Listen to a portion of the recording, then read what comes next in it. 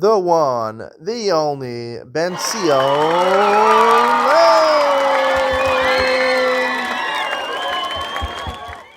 Good evening and welcome to Yeshiva YouTube, just Daf It.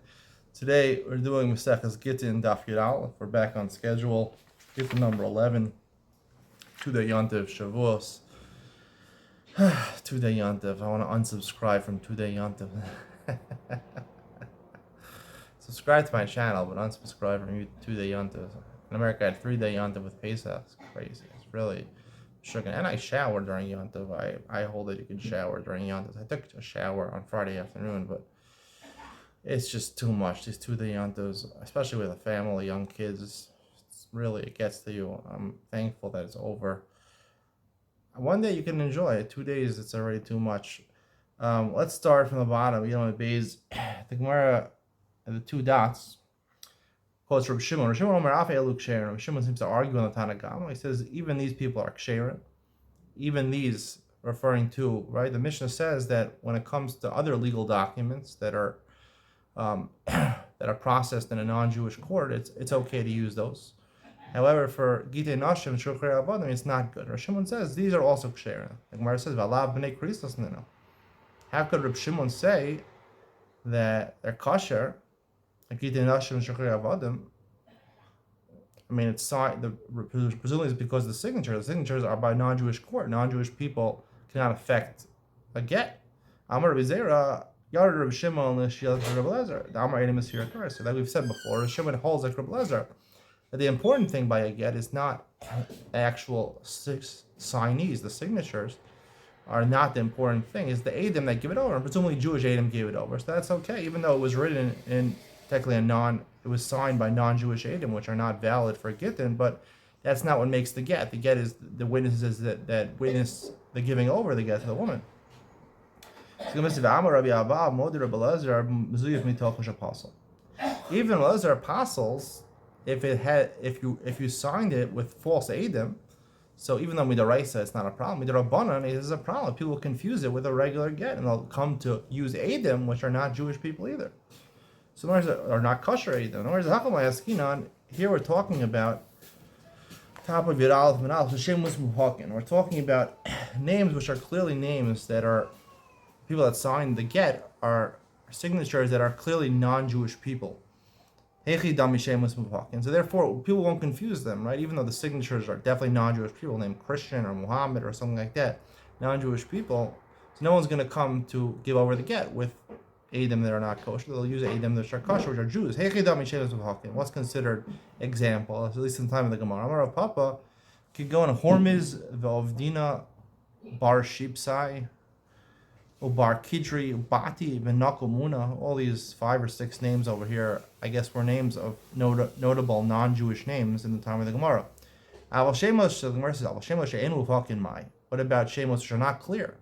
Like Richard or Jeff, things which it could be a Jewish name, not Jewish name. That wouldn't be kosher. Yihachi, Adatani Seifa, instead of the Seifa of the Mishnah saying, Lo huskru el bizman shinasu behedyo, the Mishnah says that if a non-Jewish court grants a shtar, then it's good. But if it was a non-Jewish court that's not an official court, right? It's basically a court made of basically hedyotos, people that are not proficient in law, then it's not good. Liflog listim b'dida, it should make a different stipulation. Even in a court, which is a professional court, it's only if you use signatures which are clearly non-Jewish names, but names which are ambiguous would not be good. So then where's Hakanami Gamar? That's really what the Mishnah meant to say. It's only good with the process in non-Jewish court if they're non-Jewish names. If they're non-descript names, right, it's not clear, so then it becomes like it was made in a non-official court, which is for sure possible. Psulin. Ibai name, a different answer. Seifa asa on legite mamon. The end of the Mishnah has nothing to do, when it says Lon Huskru El Makom Shinasu Behedya, has nothing to do with Gittin Nashim Shulchrei Avadim. It's going on in the Tanna Kamma. It wasn't Reb Shimon. Right? The Tanna Kamma, the Mishnah says basically all types of get, all types of shtaros are good in a non-Jewish court. except for Gittin Ashim Shukri. Right? Shimon says even those are good. And then it goes back to the Tanakama. Tanakama says the only time Gittin Mamon, Shtaros of Mamon, right, that someone owes someone money, or Shtar Mecha or Shamatana, those are only good when it's a professional court. Non-professional court, it's not good, because the whole reason professional court is we trust them because they're not going to ruin their reputation. It's not a professional court, they're ruin their reputation. They have no nemanus. Non-Jewish people have no reliability. Tanya, Amar Rabbi Lazar, Rabbi Yossi, Kacham Rabbi Shimon, L'Chachamim, Sidon. Shimon said L'Chachamim, Sidon, Lo Nachlaku Rabbi Akiva L'Chachamim, Al Kol Hashtaras Olim Be'arkol Shal Avdei Chavim, Mish'af B'Shechosmein Avdei Chavim Ksherim. Right? One opinion says any shtaros which come out of a non-Jewish court, even though the signatures are non-Jewish people, it's kosher. And even if they're Gittin Nashim or emancipation documents for Avodim, it's kosher. It's only talking about when it's made by non-official courts. Rabbi Akiva says it's kosher. The Chacham say it's not. Except for Gittin Nashim and Shechuri Avodim. Because the Chacham hold like Rabbi Lazar, the Eidim Asira Karsi. So therefore, even though it's a hedyot court and there's no reliability, nonetheless, the fact that they're handed over in front of Jewish Eidim make it kosher.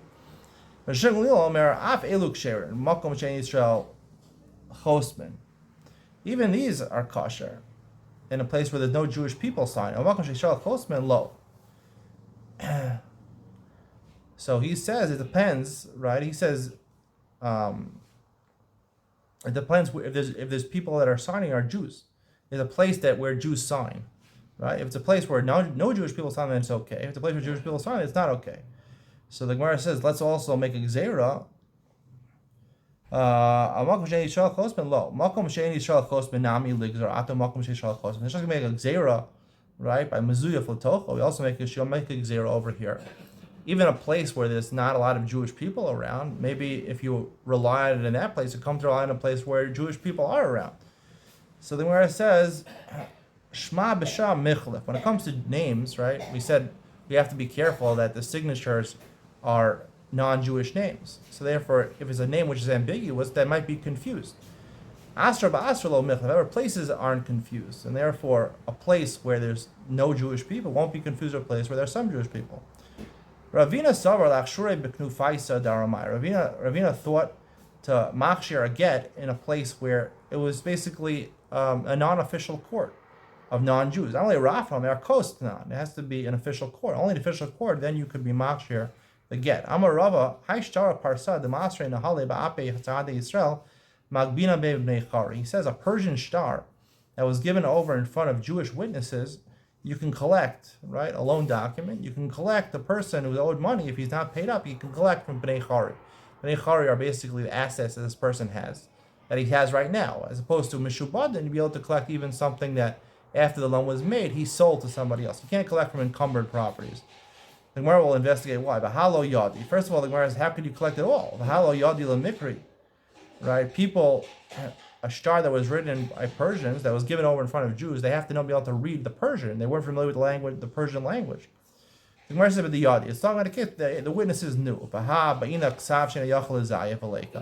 The Persian documents were easily erased. So how could you use a star where it could have been erased?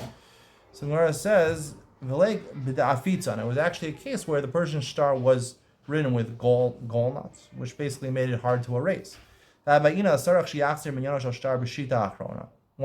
halachas about a star, I believe it's in the Masechus Baba Basra, is it has to basically have a summary of what it says in the star in the last line.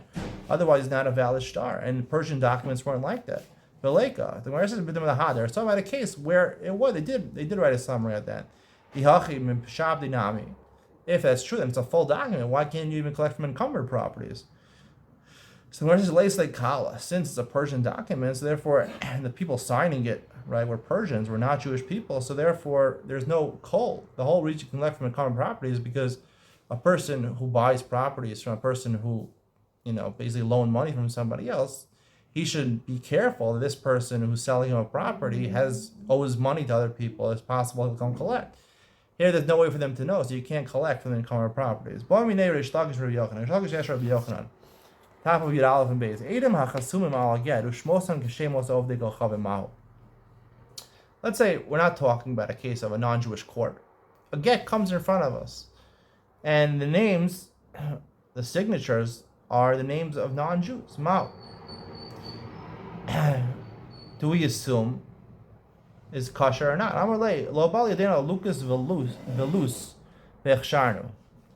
We only had a case of this type of a case where a random get came in front of us. We weren't sure if the signatures were Jewish people or not. Only a case where the signatures' names were Lucas and Lewis, I don't know, Lucas and Lewis vechsharnu, and we said it's a good get. The dafka Lucas velus. Now the reason it's a good get, obviously, is because we pass in the laws, or Edim Masira Karsi. It's not important the Sarnis and the Shtar, right? And therefore they had completely non-Jewish names, which are never Jewish. Therefore there's no Gzeira. If they have non-Jewish names, maybe the Edim Masira, the people that deliver the Shtar, the witnesses who watch the delivery of the Shtar, will be not Jewish also, so they won't be confused. Only those names where no one calls their name Lucas. Lucas, I don't know his Jewish name, but Lewis, I don't know. Lewis also. No Jew is gonna call himself Lewis. My grandfather's name was Lewis.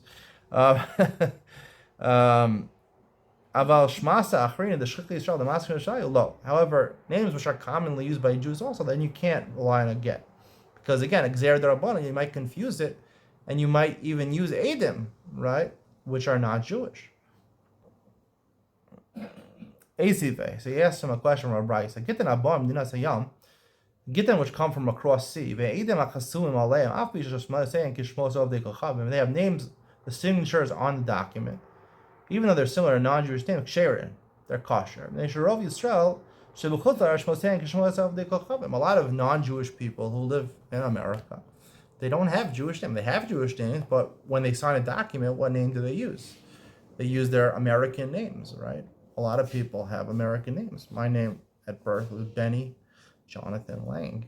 I actually switched my name when I moved to Israel to Ben Sion Lang, Ben Zion Lang.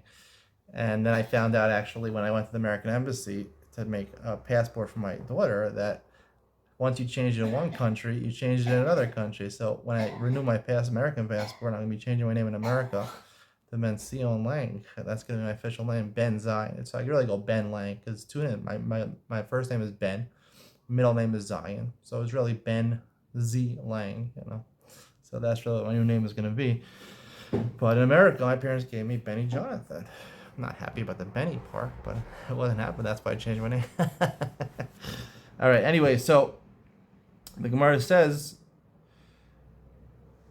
because we could assume, right, the get comes in front of us, even though it's written Richard and Jeff, or Harold or whatever, they're Jewish people, because who deals with Gittin Nashim from Jewish communities, right? Even though they're American names, they're probably Jewish people.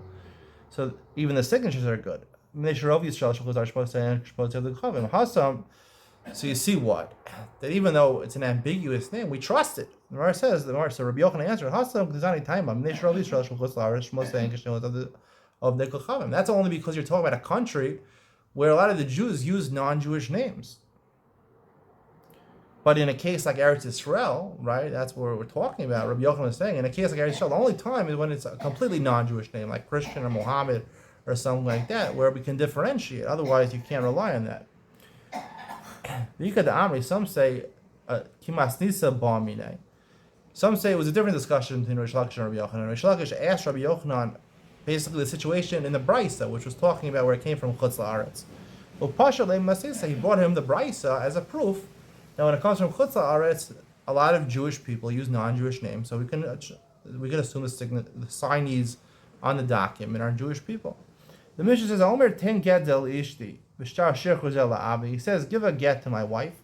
He makes an agent to give a get to his wife, and he makes an agent to give a shtar shikhr, an agent to give an emancipation document to his eved la'abdi. Imrata lachza b'shneim yachzer.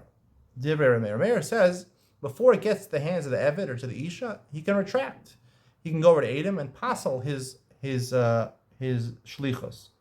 You can only do this when it comes to women, a get for a woman. But once you already handed to the agent, you can no longer retract when it comes to an emancipation document for an eved.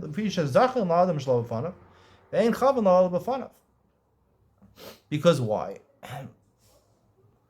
Because you can make a schus, something which is a positive, a benefit for somebody, you can do it without his consent. But a chol for somebody, something which is deleterious to the person, it's harmful to the person, you can't do it unless it's in front of him. Right? For a woman, it's detrimental to get, because when she's married, the husband has to feed her. He has to provide mazonos for her. So she's losing out on those mazonos. The Eved, even though, yes, technically a lot of avodim got fed by their masters, but he doesn't have to technically. He can say, an Adon is allowed to say, I want my Eved to work for me. I don't have to feed him. I'll get support from somewhere else. So therefore, it's not a right of the Eved, and therefore it's considered to be, it's not a chov, and we'll see why it's a schus. It's schus that he's going free. So therefore, since it's schus, so therefore once he hands it to the agent, it's zakal adam, it already took effect, and the Eved is freed, and he can no longer retract. Amar lahem, so the mayor said back to Rabbana, Rayu posals abdom in a truma. It's a chov for the Eved. Why? Because if he's an Eved that by a Kohen can feed his Eved truma, right? And when he's free, he can't eat truma anymore. So the Gemara says, Kishem Shu posal shish. So just like if he would divorce his wife, his wife is married to a Kohen, she could eat truma. Amrulo, they said back to him, Neishu Kenyano. It's not because of that. The reason he could eat truma is not because of a schus, but because he's owned fully by the Eved. Now it's not clear exactly what this answer really is. We know that's the reason he could eat is because it's Kenyano. So the Gemara on Daf It Gittin is going to explain, and we'll get to that, what exactly this retort of the Rabbanan was to the Meir. The Gemara says, Yasser Rav Huna Rav Yisrael Bar Yosef Kamed Rav Yirmiyah. Yasser Rav Yirmiyah become a namnem. Rav Huna and Rav Yisrael Bar Yosef were sitting in front of Rav Yirmiyah, who is the Rebbe. And Rav Yirmiyah was falling asleep. Rav Yasser Rav Huna become Rav Huna started speaking to his friend, Rav Yisrael Bar Yosef. Become Shema Minam in the Rabbanan Atopis Levalchov Kana.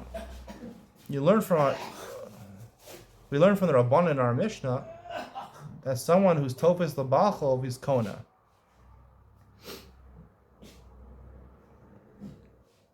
Amalei Rav Yisrael said to him, "Afil makom shekav lacherem." He asked him, even in a place where it's considered to be something which is a detriment to other people. Amalei, he said back to him, who said back to him, yes. And the proof, we're going to see this from the Mishnah. The Mishnah says that according to the Chacham, who we paskin like, when you're Meshachar and Eved, you give an agent the emancipation actions to the Eved, so he is toe-faced, he is grabbing it for the Eved. Right? And you can't retract it anymore. Even though it's Chav La'acharini, because later on the master regrets, he's losing his Eved, nonetheless it works. So, Adahaki, in the meantime, Iter Behu Rabbi Yirmiyah. Rabbi Yirmiyah woke up. Amar Lahu Dardaki, he said, children, Haki Amar Rabbi Yochanan, Hatobis Tabachov Makom Shechav La'acherim Lo Kana. If you pick up, right, a balchov, someone owes someone else money, right? Let's say I borrowed money from somebody else. So somebody could come, I have possessions over here, he wants to collect, the loan is due, he wants to collect, so he can take some of my possessions, even though he's not related to this loan, it was between me and somebody else. A third person can come and take from my possessions and be makna and be mizaka, zocha, for the creditor. You can be zocha for the creditor. Even in a place where there's other creditors also trying to get the money for him. But you can't do that if you're a third person. Maybe something from our Mishnah, like he just proved, right? You could do this. The reason he can't retract over there is not because that the agent is being toe-face for the Eved. It's not because he's grabbing for the Eved, the right of his freedom of the Eved. It's because when I say give it, it's like I'm saying zochu. Zochu is acquire it. I'm telling him to do it. Hatov is a balchov is I'm doing it without someone's knowledge, right? He comes to my possession, he takes things down my knowledge. But zuchu, I'm telling him to do it, so therefore I'm enabling him to do it. It's not that he's toe-face. That's the difference. So we're going to stop over here. That's the end of today's share. Stay tuned for Ian with Ben Sion, where I'm going to talk more about non-Jewish names, growing up in America with non-Jewish names. We'll talk about that from the Gemara, what we can derive from that. Ian with Ben Sion coming up next.